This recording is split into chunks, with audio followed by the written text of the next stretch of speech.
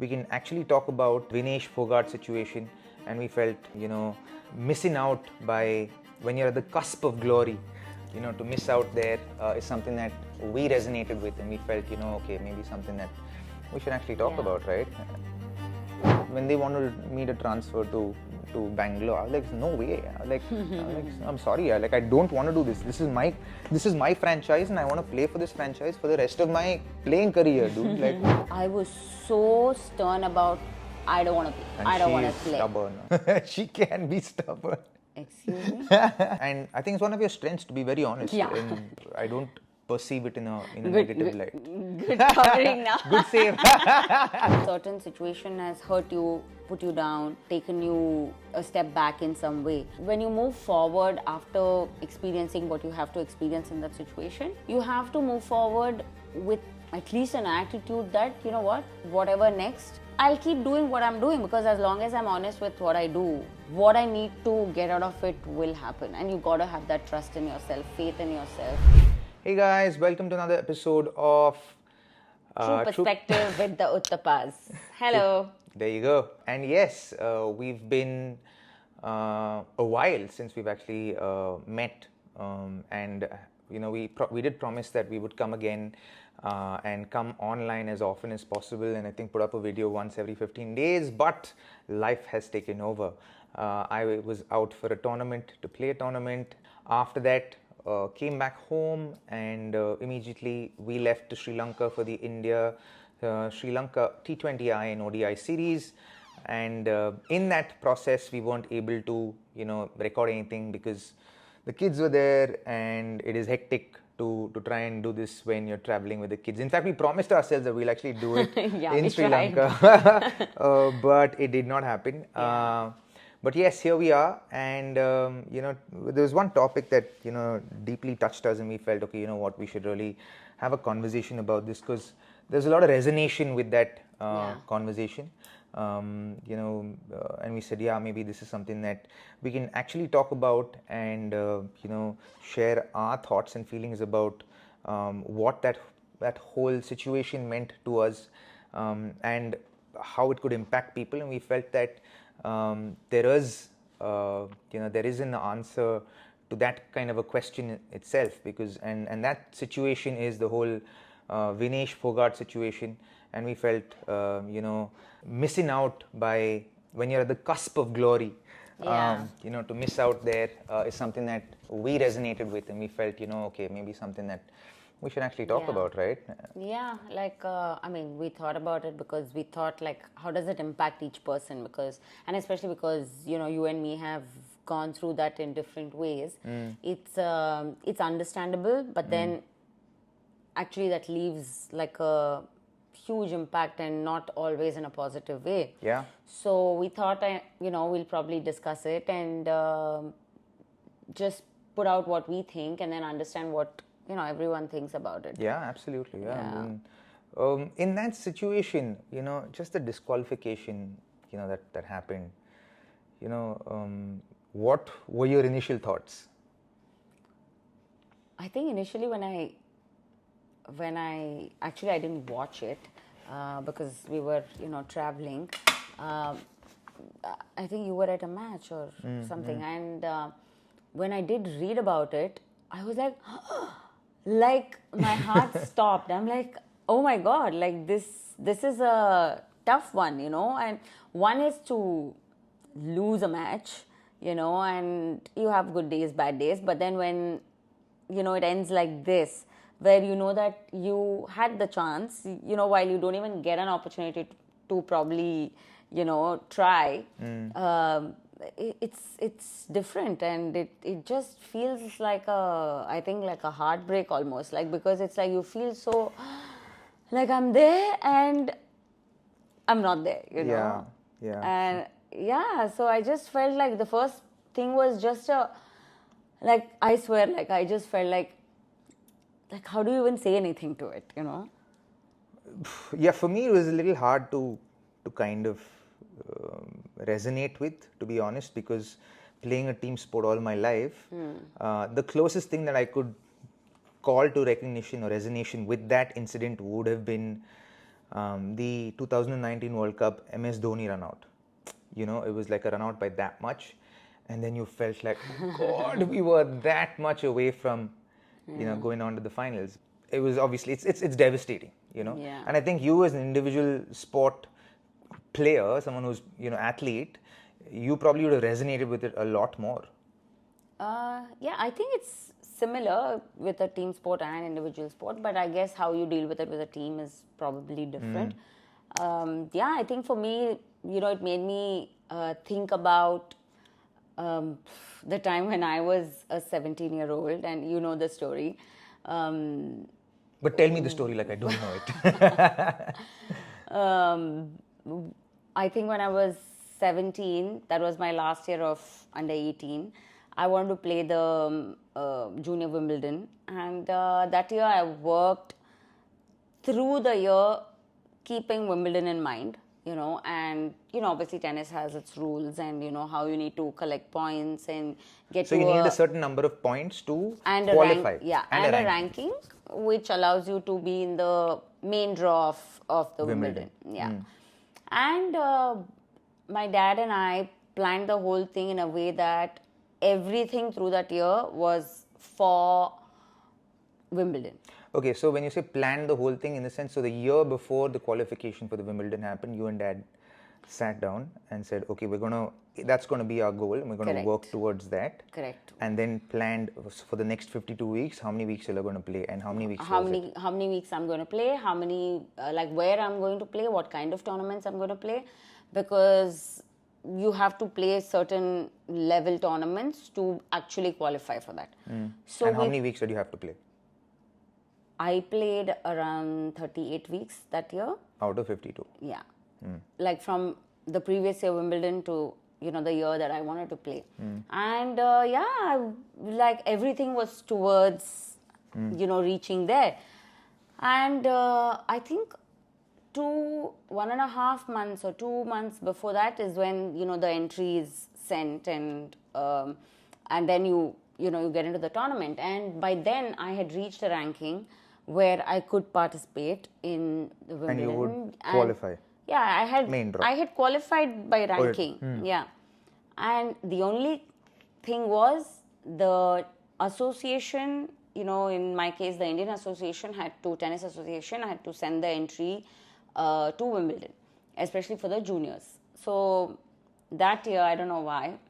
That's the fun part. Listen to this. It's still questionable, but that year they did not send anybody's entry to Wimbledon that year. And yeah, and I was preparing in my head thinking, okay, we have to find sponsors to, you know, go there and play. I was just so excited. And next thing I know is... Did you land any sponsors? No. Huh. No. Okay. But when I got to know that, hey, why am I not in the tournament? And then I realized they hadn't sent the entry. And that, oh my God, like that made me feel like that's it. Like I said, it just feels like felt like the end of it, you know. And I was 17, but it did feel like that's it. Like I was only working for this, and like I don't get to actually go there and even give my best. And that really, I think, pulled me down as a person, pulled me down as a human being, you know, because it made me question about, you know, is it even worth it? Am I good enough to, you know, be in this place? I think for the first time, I questioned my identity almost. It was like, who am I if I don't do this? Who am I if I don't play this? Like, what's the point to keep playing if I don't, or if I'm not able to achieve this goal, one goal of mine? So I think it just pulled me back a lot, you know, as a person, and took me over 6-8 months to even hold a racket again and to say, okay, you know what, I still want to play. So talk to me a little bit more about how it impacted you. Like that, even though you did everything that you needed to do to get to where you wanted to be, and for something that is completely unrelated to you, you know, it fell through and didn't happen. How did that impact you, and what are the questions you actually are talking about? Okay, it had a deep implication on you. Let's go a little bit more into what kind of an implication it had on you. At that point, that's what it just felt like that was the end of me playing tennis. That was the end of me doing anything great. And at 17, what was your national ranking? Under 18, I was number 1. Number 1. And Women's? In the women's, I was in the top 10, I think, in India. But that's what, like, it did nothing mattered. Like, at that point, because you had a certain goal that you wanted to achieve. And it's like, and you were there. And it just didn't happen. And, oh my God, I was like, I don't even have words for it. It's just like a heartbreak, It's like, it just felt so like sad, and I think put me in a very dark place for a long time until I realized, okay, this is not the end of life. Were you angry? Of course, I was angry. I was like upset, but I didn't know where to remove that anger, because you can't go against, the association, and it was, for them, it was a mistake. But for me, it changed a lot in my life, or how my life, I don't know how that would have impacted in my life. Yeah. Today it's just a question mark as to what it could have done to me. But that not happening, for them it was a mistake, and for me it was like changed my life. And in so many ways, at that point it was my confidence, it was, what I thought about myself, questioned what I was doing, where will I, go from here, will I ever get a chance to do this again, which I didn't, which always leaves me with that thought as to, oh my God, that experience that that any tennis player in the world would want to have.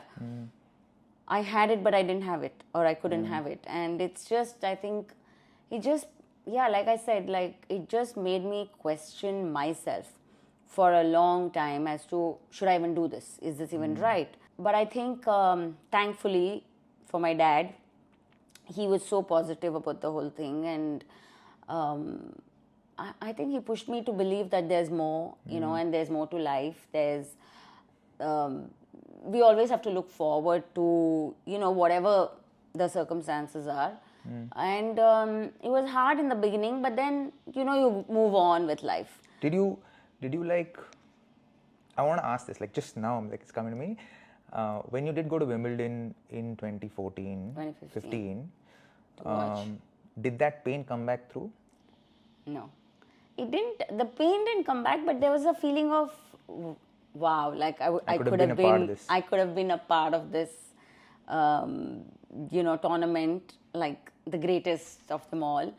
I think for a moment I did feel that, a little sadness maybe.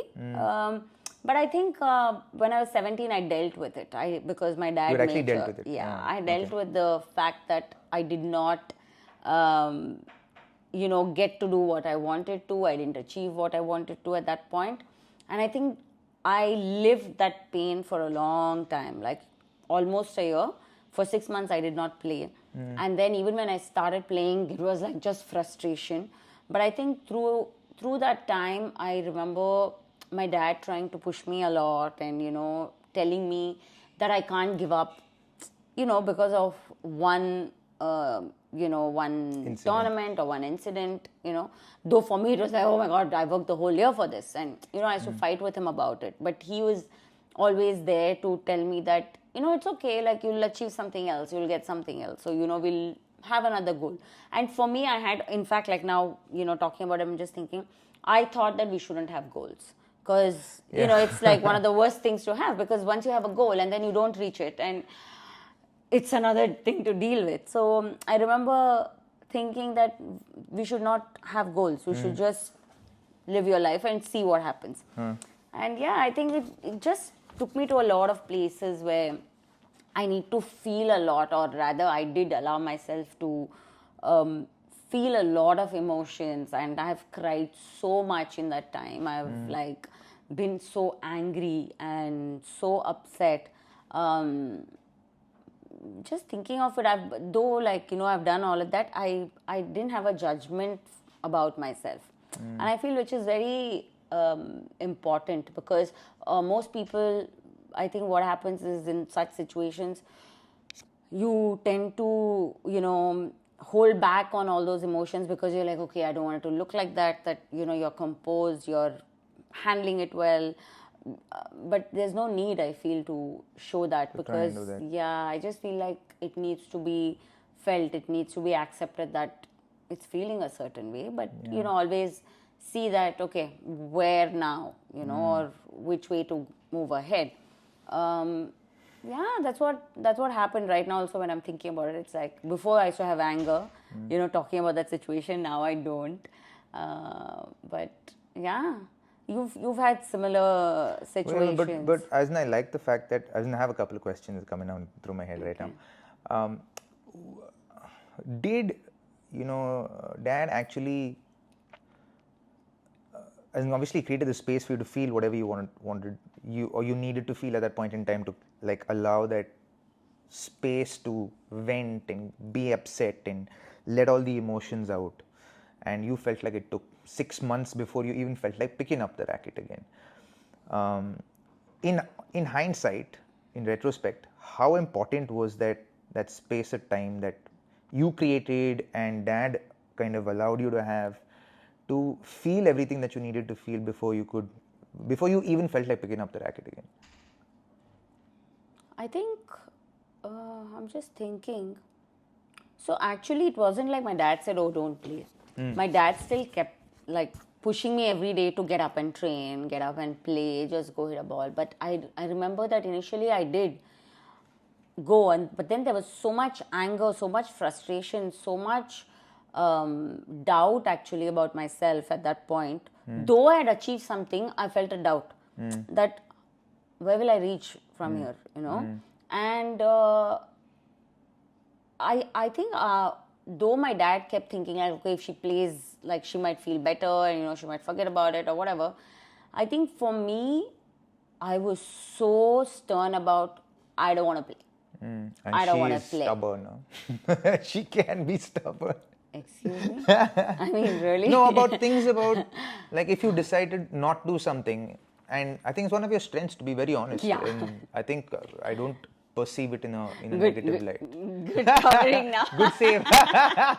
But I genuinely don't perceive it in a negative way. I actually perceive it as one of your strengths, that when you decide something, you decide it, and it's done. And it could be even, for example, even about manifestation. You decide that, okay, this is going to happen, then it actually happens, because she gets it down pat and like, this is happening. You just don't worry about it. It's happening, and it's actually a strength of yours. I perceive it as one of those things.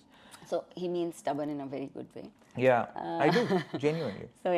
So I think, so just coming back to this, I think for me, it was not a decision, or it was not at that point, at 17, I didn't think that I was making a decision that I will go through this, that I have to go through this. I actually didn't have an understanding at that point. But I think instinctively, I felt like I had to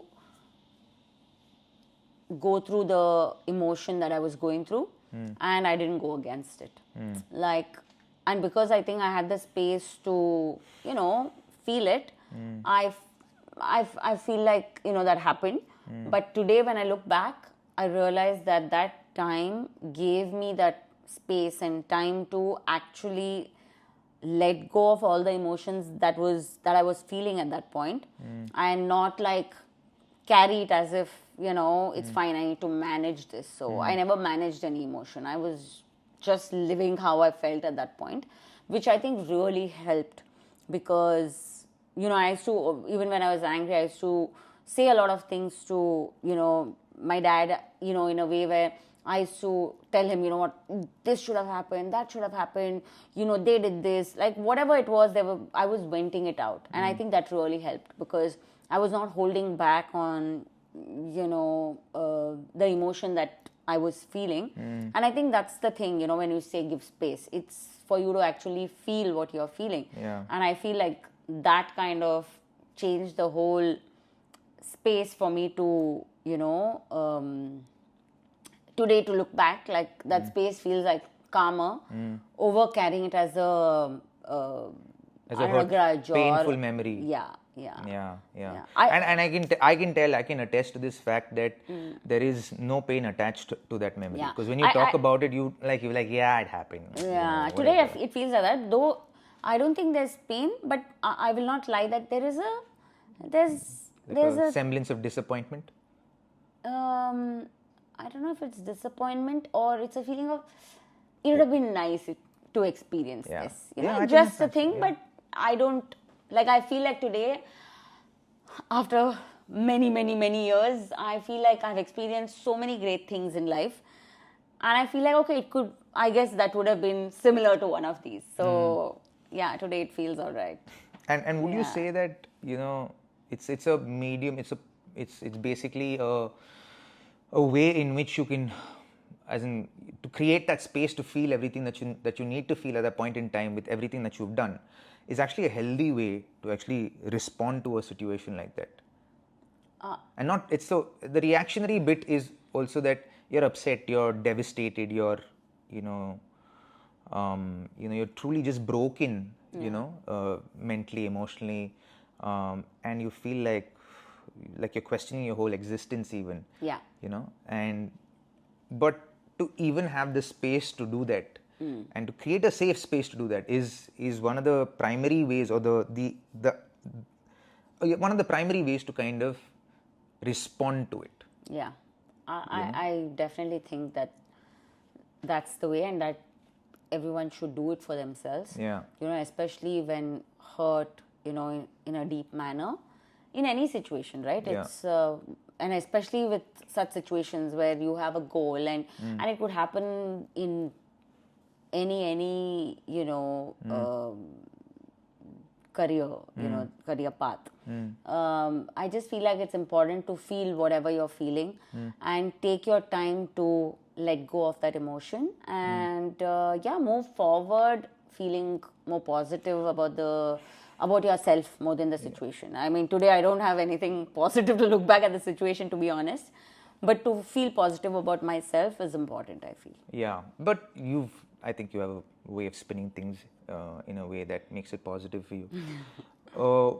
Okay, once you've created that space of,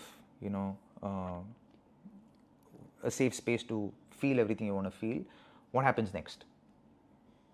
I guess you start looking forward to the next step, whatever that is, because one is to hold that, like When you say next step, you mean what life has to offer you, or what you choose. Oh, correct. Because I feel like, a certain situation has hurt you, put you down, or, taken you a step back in some way.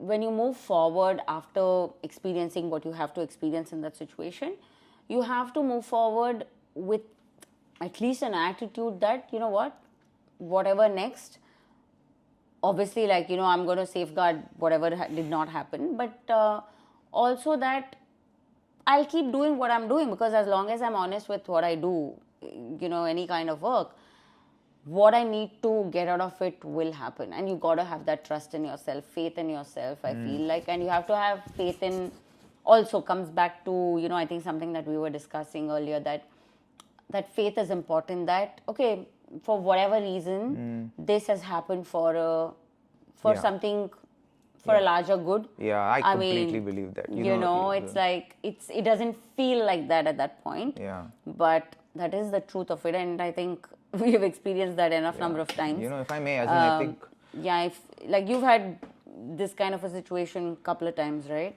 Yeah, a couple of times. Actually, if I have to speak about, when I went through stuff like this, as in, I think I would have to say a couple of occasions that I can think of is the 2007 World Cup that we lost in, I was 21 when I played that, 21 when I played that World Cup.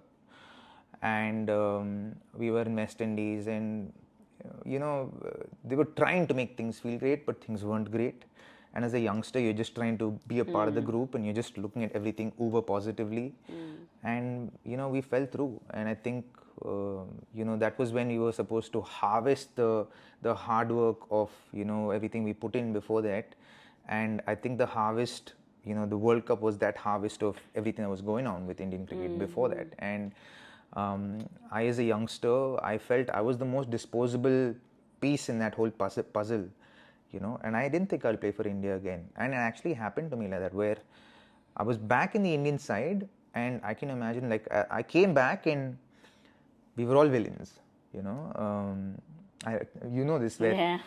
I didn't leave home for the next 3 weeks. I was just like cooped up in my house, and, there were, we were abused, and me as a 20, 21-year-old, like, I was receiving like direct hate from people on a one-to-one basis, not even like social media today, but like literally on a one-to-one basis, and it was very hard to even, like, you were guilt-ridden. There was regret, there was shame attached to it, there was and you felt like you let your team down, you let the country down. And I hadn't performed well in that World Cup.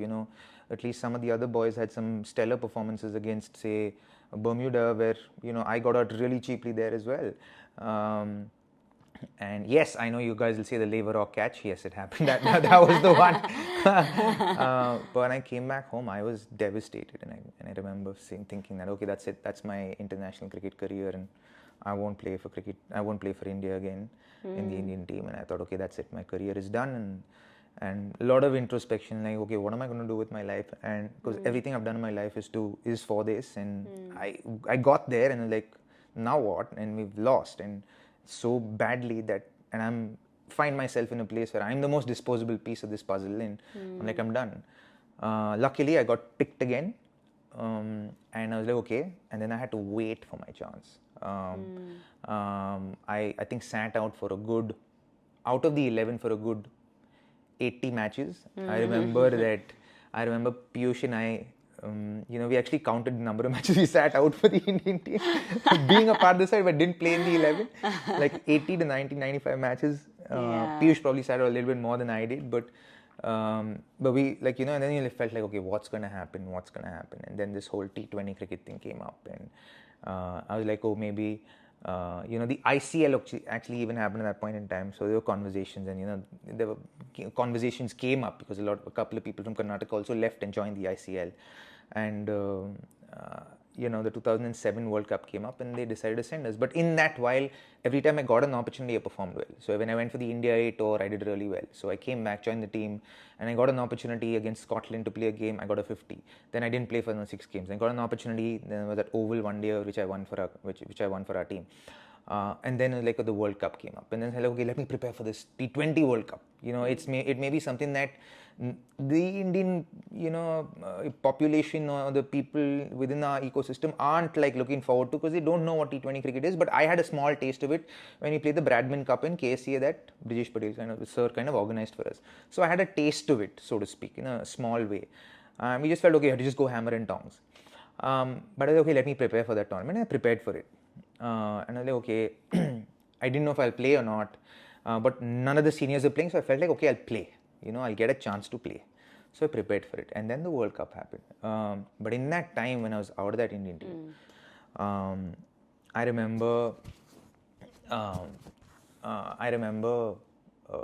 didn't even know you then, actually. We didn't even know each other.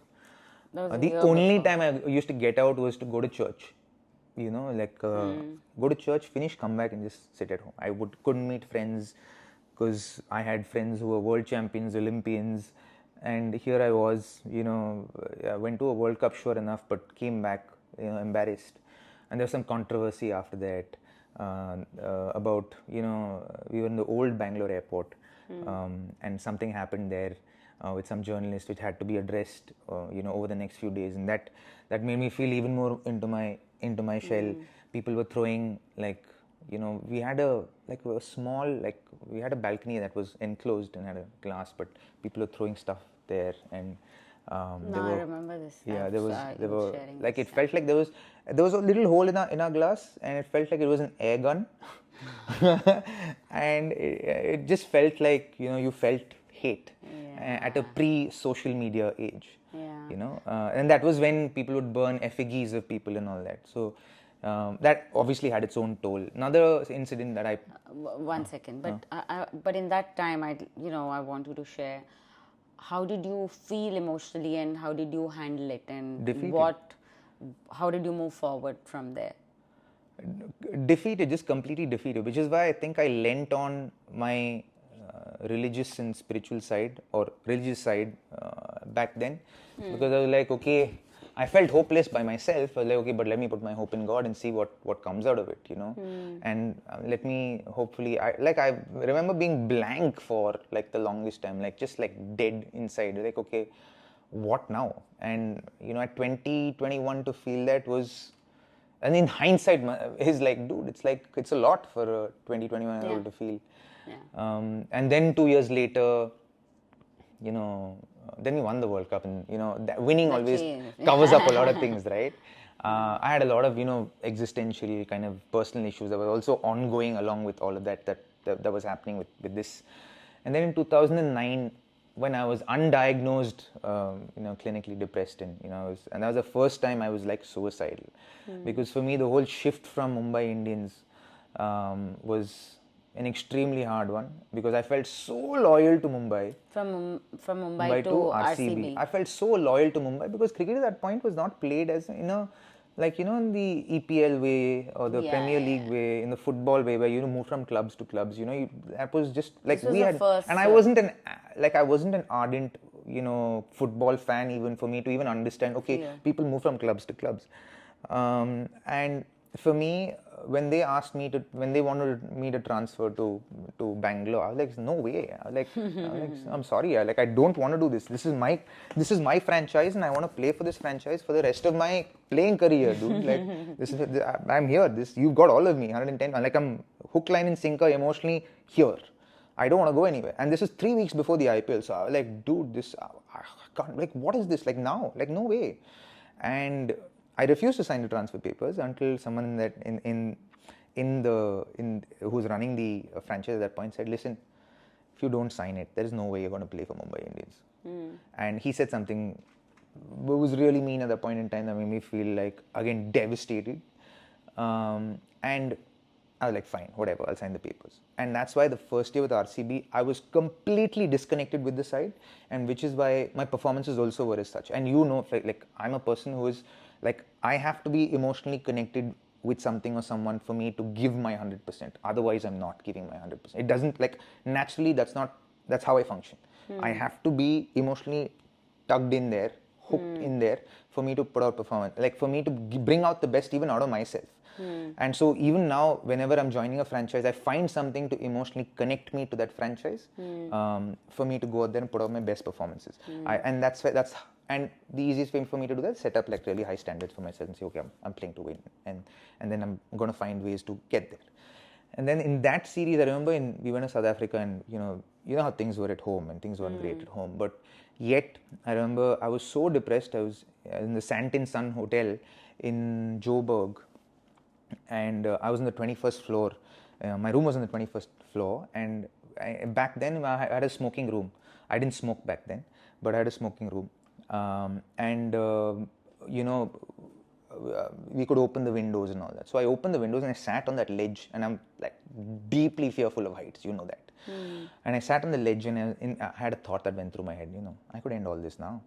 And I was like, I also wasn't in the Indian team. I got dropped from the Indian team, and everything, my life was properly in tatters. The one thing that gave me hope was, okay, I have an IPL side that I'm emotionally connected with, but my life, in a sense, was otherwise properly in tatters. I could end this pain, once and for all. And then that's the first time I heard a voice in my head saying, not yet. And then I shook myself out of it, and I got inside. And even though things were bad at home, I just called up my mom and I said, listen, Mama, I need you to come. I need all of you to come. And they came, and they were there with me for 2 or 3 weeks. And incidentally, the only game I performed in that IPL was against Mumbai Indians, where Callis and I kind of performed, and we both scored 50s, and we won the game. And then in that IPL, we went on to the finals, and to this day, people, troll me for it. People don't know what I was going through, and a lot of my peers and cricketers, like even today senior cricketers, like they kind of, if only you're taking us through. Nobody knows what I was going through mentally, emotionally at that point in time. I got dropped from the side from RCB, which was a huge personal blow for me, because I was like, in an IPL side, I can never get dropped. Is what I was, was my Used thing. to, And my conviction in my own game was that much at the point in time. But I got dropped, and I played, and came back into the 11, and then helped us win that game against Mumbai, and then played at the lower middle order, which was not my natural position. For me, it was more opening or number 3. However, we got there, and I became the villain because I didn't take the team through. Despite my state of mind and state of being, I was the villain. And to this day, I'm the villain for all the RCB fans. But the following year, I went back home, and that's when my mum knew that I was like completely gone, and emotionally and mentally I was completely gone. And she put me on to my counselor, who I'm like eternally grateful for. And then she started empowering me, and then I started getting better, started feeling slightly better. In 3, 4, 5 months, I got better and better, and then I started taking responsibility for my life. And then from a place where I felt like, okay, that's it, man, I want to like give up. I felt like, okay, I want to figure out a way to kind of make this work. And then I was like, okay, I want to feel emotionally connected to RCB. And then I found a way, and then got in, connected. I was there. And then the next year was for me beautiful. Like, I got the award for the maximum number of sixes hit in the IPL. We almost got to the next level of the tournament, next stage of the tournament. And I performed exceptionally well in the next year. And for me, then the next episode is KKR. You know what happened in KKR. And then again, because we didn't, that last game, we needed to beat Mumbai Indians, and I just had a bad day at the office, to be very honest, because I know I was batting exceptionally well. Emotionally, I was maybe not in a great place because of what transpired in that season within the team, and how I was treated after the first 4 games, and all of that happened. And then I got back in, and emotionally there was a disconnect, but I was trying very hard to reconnect. And I just had a bad day at the office, and then I became the villain again. And I remember the trolling, dude, it would not stop. Like the kind of trolling we went through for the next 3 or 4 months, I had to turn down and shut down my social media completely, switch off the comments, because you were getting threatened. The kid Neil was getting threatened, and it made me feel like, where am I going with this? Like, as in, what is like, and at this point, I'd completely recovered from depression, and and beat it actually, and got to a place where I'm healthy, and I was I was kind of propagating for mental health issues, and I was like talking about it and all of that, and it just made me feel like that whole feeling was coming back. And if you've gone through it and you've overcome it, when that feeling comes back, you know exactly what that feeling is like, and you want to push it away as much as possible. And for me, the only way to push it away at that point was to shut off, get off social media. Like I decided that I'm going off social media. Pretty crazy. And I went off social media completely for a good 3 to 6 months, if I'm not wrong. Deleted Instagram. I had my team who was managing me run it for the sake of how the ecosystem has become today, to be relevant in this space, and I just went off it and just went through that period of so many questions. Should I retire? Should I give up the game? Should I move on from it? But all the answers were no, because I'm like, no, as in, I love the game. I want to play the game. And then it took me a year of soul searching. And in that time, I went through my second transformation, cricket transformation, of falling back to my old technique and finding my original technique and refining that and trying to produce results with that. And that transformation is happening, which is equally hard. But at all times, I think one of the things we consciously did was creating the room to feel something and having a time limit to feel that. And saying, okay, I'm going to feel bad. I'm going to sulk. I'm going to moan. I'm going to bitch. I'm going to just feel everything. And then then I'll put a hard stop. I remember saying, okay, next 2 hours, let's just talk about how you're feeling. And you've got to move forward. And then come back to, okay, you know what? You've created that space to express yourself. And then you close and stop feeling bad for yourself and becoming a victim of your own situation. But empower yourself. Okay, now you're back to life. You've created that space to feel bad, but now you're come back to normal life, because life actually continues to happen. It does not stop, right? It continues to happen. So you're like, you know what? I've given myself space to feel that, but now back to actual reality where I have a wife, I have a kid, I have to run my house, I have to earn for my home, I have to look after, I have to be available for my relationship here, I have to be available for my relationship with my son. So I'm like, okay, no, I like so create this space, express, feel everything you need to, then stop, and then start existing and trying to find answers and trying to find a way to move forward. Yeah. And I think that is how I kind of responded to that situation and was very aware of my mental health. And I had a support system. I had you, like you had Appa. I actually had you and Neil for me at that point in time, where I could lean back on you all to actually to give me and create that space even to express myself, which I think is extremely critical to find a space to express what you need to express, to get it out so that there's nothing left. And once you express that, then you feel like that power that it has over you dissipates. It kind of reduces over and over again. And I think the nice thing with the two of us is we constantly kind of created that space for me in that time to be able to feel, and then that stopped having as much power over me. We watched Chandu Champion incidentally yesterday, and I cannot tell you what an incredible movie that is. Mr. Murlikant Petkar, like I bow down to you, sir. You are one of the greatest human beings of our country. What an inspiration! What an inspiration really. You are, sir. And to Mr. Kabir Khan, even to feel like to make this a movie, to put it out there. Thank you so much, because it is truly an inspirational film, and it is a movie that says if you have a dream and you chase it, even nothing in the world can stop you from achieving it if you believe in your dreams. And I remember, like, we were in tears. Like, she was crying at different points in the movie, I was crying at different points in the movie, and our son Nolan was watching the movie with us, and I was trying to tell him, Neil, that if you have a dream and if you believe in it, nothing can ever come in the way of you achieving that goal. And that uncle there is proof of that. He's done that for our country, and we had to separate the actor from the personality and explain to our 6.5-year-old.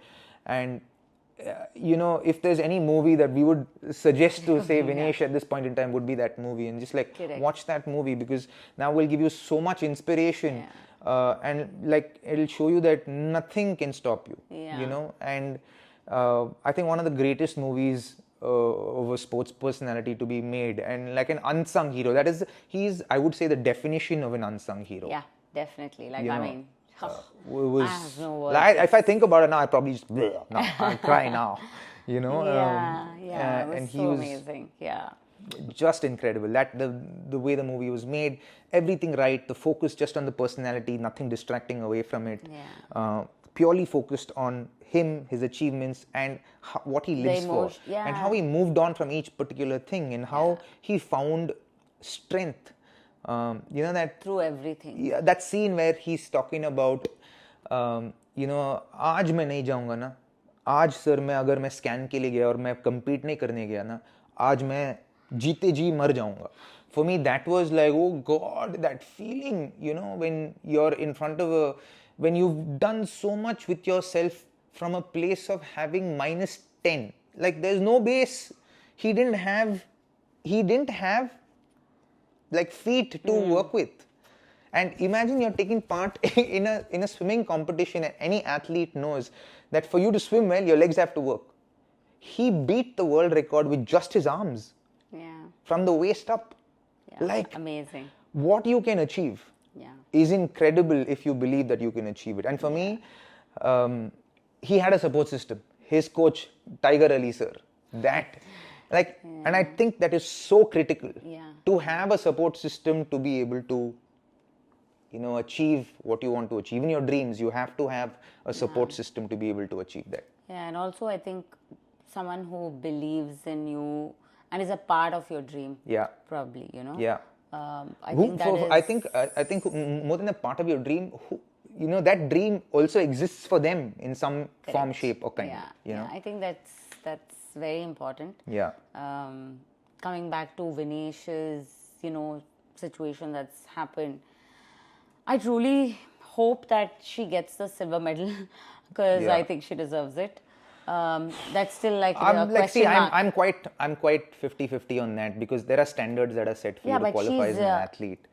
fair enough. But I just feel like, you know, she's reached there until, you know, she reached a final with a certain situation. Yeah. But until then, it's One of the she- things we should also actually talk about, which you brought it to my notice, I'm like, oh man, yeah, I think we don't, for me, even though I'm an athlete, I didn't resonate, I didn't think about it even, was the fact that for women, it's actually a lot harder to lose weight than it is for men to lose weight. I mean, And yeah. and women retain weight because of the menstrual cycles and all that. Yeah. You never know what situation a person is going through, and you know why the weight's not coming off. Nobody really knows the whole matter. Yeah. And that is why empathy in this situation is so important. Yeah. Notwithstanding what has happened, I think what has happened, but I think Yeah. notwithstanding what has happened, to have empathy for a person who's worked so hard, like 4 years of work from the previous Olympics to this one, the kind of work that you put in, and everything that she and her family or their family have gone through personally over the last couple of years, also is an added thing to that, right? And that has its own narrative. I don't even think we should get into that. But you know, looking at everything that an athlete has to go through to live and achieve their goals and their dreams, and to be like a whisker shot from that, and given the realities of her as a human being, you know, being a woman, trying to shed that weight overnight, to be completely malnourished, and still being 100 grams over, must be absolutely devastating. And I don't know if I heard that she retired. Yeah, And she I did. hope she rescinds the retirement. I hope she takes it back and finds inspiration, because that would be another Phogat movie worthy. Yeah. You know, and if she could do that, and she could, you know, find inspiration somewhere over the next year or so, to just kind of put her head down and get to work. Yeah. And But you know, it's understandable because Even if she like doesn't. like we just, you know, spoke and, you know, shared our stories. It's a very very deep, like painful, like it's a painful place, you know, and Yeah.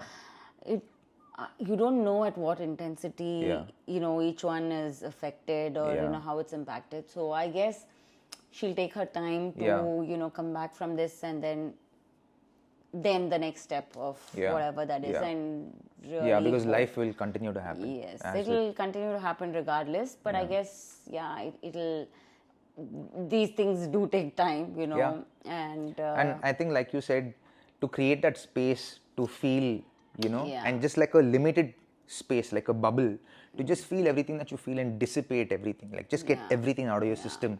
And if that means you have to do it 4 times a week, every day for a certain period of time, create that space and just kind of expel it out of your system.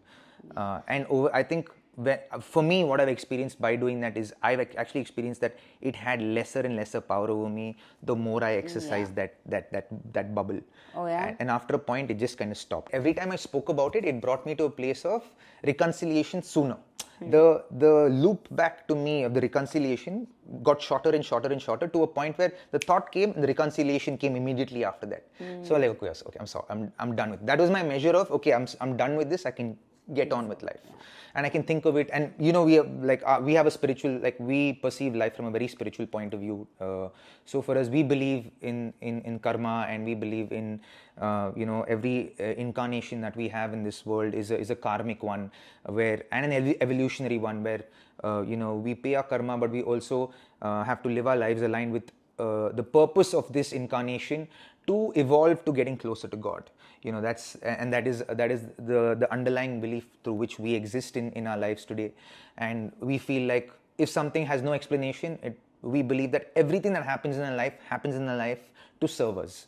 So right, that is the belief. Yeah, I think you know, the common thing that is spoken is everything happens for a reason. You know, it's one is to say, but one is to actually, I think, to believe in it and know that it has a purpose. Greater purpose that I'm not able to see today, but and to have that faith that it's happening for your journey in life. You know, and whether karmic, evolutionary, does not matter. It's just happening for some purposes, and that's why things are happening to us, for us, with us. as we go through life. And Yeah. I think if I think I'm certain that in your lives as well there are multiple things that you have gone through, you and y'all have gone through, and maybe going through at this point in time, and you're feeling completely defeated while you'll have just come upon this video. We would say that create that space to feel what you want to feel, and limited period of time, could be an hour, could be a day, could be 2 hours in a day, anything, to just kind of feel everything that you need to feel at that point in time, and kind of get it out of your system and keep doing it, till it does not have any more power over you. And if sometimes if you don't have an answer to why something's happened to you, don't keep seeking it, because sometimes it's a futile exercise to do that. Know that there is a higher purpose, there is a bigger reason, and we're all a part of this whole ecosystem, if I may say so, for the lack of a better term at this point in time. And we all fit into this ecosystem perfectly where we need to fit into. And right? that we're all playing a role, and each one is important in their own way, and each situation is important. And I guess a lot of growth happens in these situations. Growth never happens within the comfort zone, always outside it. So you just have to have trust and faith, and we really, I think one is, of course, hope Vinesh finds her strength. She will. And anyone else going through this, which I think can happen in any situation or any time of your life. Just hope that everyone finds strength and faith that it's all happening for a good reason, and it'll all be fine. And I would like to say you have the strength. Yes. If you feel like you just don't know that you actually possess the strength to overcome anything that you're going through in your life currently. I believe every person's got unlimited strength, infinite strength to overcome any situation in life that happens to you. And whatever happens to you for a reason, for a purpose. Even if you don't understand it, you will understand it in course of time. And it will serve you, and will serve you for a positive purpose. And know that and understand that. And if you can go through life like that, then everything will fall into place. And we would encourage all of you all to understand and recognize and identify who your support system are. Everyone's got a support system. It could be friends, family, parents, siblings. It could be anybody's, counselors, anyone. Recognize your support system and create space if you're going through something to exercise that, going through that exercise of, dissipating any negative impact that has happened in your life that has power over you. With that, thank you so much for listening in, joining in, and giving us the avenue to share these thoughts with you all.